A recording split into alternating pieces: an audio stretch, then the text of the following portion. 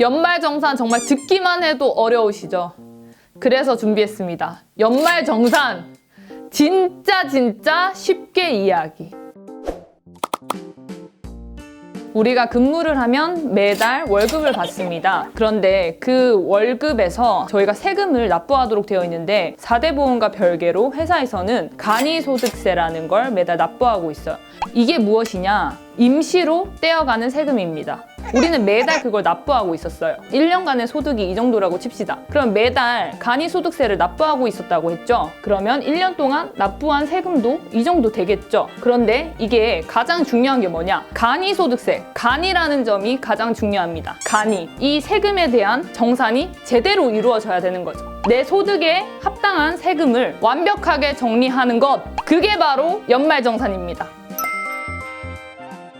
연말정산하면 항상 소득공제 혹은 세액공제라는 단어가 항상 나와요. 소득공제는 뭐냐? 소득을 작게 만드는 거예요. 그러면 같은 세금도 작아집니다. 이게 바로 소득공제. 그러면 세액공제는 무엇이냐? 말 그대로 세액을 공제받는 거예요. 세금을 줄이는 거예요. 이게 바로 세액공제. 이게 같이 이루어지는 거예요. 이렇게 해서 연말정산을 하는 겁니다. 소득공제와 세액공제를 통해서 금액이 나와요. 그러면 그 간이소득세, 간이했던 간이소득세와 이 연말정산을 통해서 내가 측정한 이 금액과 비교를 하게 돼요. 그러면 이 비교를 해서 만약에 간이소득세가 내가 지금까지 납부했던 돈이 더 많다. 그러면 우리가 환급을 받는 거예요. 그러니까 이 작업을 아주 철저하게 해서 금액을 줄이면 우리가 환급받는 돈이 더 많아진다. 이 뜻입니다. 대표적인 소득공제, 세액공제에 대한 부분을 가져왔습니다. 첫 번째, 신용카드 등 사용금액에 따른 공제. 자, 예시를 들어볼게요. 우리가 5천만 원의 소득이 있었다고 가정을 해볼게요. 이 5천만 원 중에 제가 2천만 원을 사용했어요.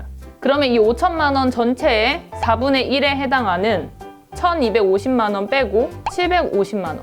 그러면 내가 사용한 금액 2천만 원이라도 750만 원부터 소득공제가 가능하다는 말입니다. 또 뭐 도서비, 뭐 문화예술, 교통비 이런 거 있죠. 이런 것들도 공제액 대상입니다. 그리고 두 번째, 주택자금 공제. 보통 청약통장 하나 이렇게 저축하고 계신 거 있으시잖아요. 그 금액도 주택자금 공제라 해서 청약통장 저축금액으로 공제받을 수 있다는 점. 자, 대표적인 세액공제 가보겠습니다. 월세액 세액공제. 주택이 없고 총 소득금액이 7천만 원 이하인 근로소득자 85제곱미터, 약 25평 이하의 원룸, 오피스텔, 고시원 등에 거주하고 계신 근로소득자가 바로 그 대상이 됩니다. 주민등록상에 실제로 거주하고 있는 근로소득자가 월세를 납부하면 세액공제 대상이 됩니다. 두 번째, 청년 중소기업 취업자 소득세 감면입니다. 중소기업 취업 중인 15세에서 34세 근로자가 바로 공제 대상입니다. 근데 이거는 특징이 있는데요. 직접 신청하는 게 아니라 회사 측에서 신청을 합니다. 그래서 명부를 만약에 작성하라고 하시면 그때 맞다, 나 연말정산 해야 되지, 그렇게 생각하시고 바로 이렇게 적으셔서 참여하시면 되겠습니다. 자, 세 번째, 기부금 세액공제. 기부금과 관련된 세액공제를 받으시려면 지금 기부금을 납부하신 그런 단체가 적격단체인지 확인이 필요하고요.